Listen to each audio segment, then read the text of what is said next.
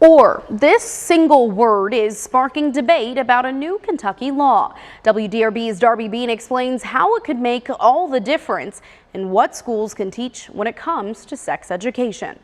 Listen, if you pass a law saying you can do this or that, it's a lot different than you pass a law saying you must do this and that. Governor Andy Beshear referring to the latest around Senate Bill 150, which he vetoed and lawmakers overrode earlier this year. Whether or not it was intentional or unintentional, it is the law that they passed. Among other things like restricting the use of students' preferred pronouns, it limits the teaching of certain sex-related topics. But now the Kentucky Department of Education says SB 150 also gives school districts a choice, saying the schools must keep students in 5th grade or below from studying human sexuality or sexually transmitted diseases, or ensure no student of any grade receive instruction with, quote, a goal or purpose of students studying or exploring gender identity, gender expression, or sexual orientation, end quote. It's that two-letter word now standing out. Bill sponsor Senator Max Wise says in part that it, quote, is clear the legislature meant that schools shall not have classes in human sexuality in grades 5 and below, or study gender identity, gender expression, or sexual orientation at any grade level. Also saying he feels this is an attempt to undermine the law. But a statement from a KDE spokesperson says in part, quote, the Kentucky General Assembly chose to use the conjunction or, not and. When it comes to state law, words have meaning, and KDE simply read the words adopted by the Kentucky General Assembly, end quote. Beshear says this is a process issue and SB 150 was rushed. Regardless of how you feel on this specific bill,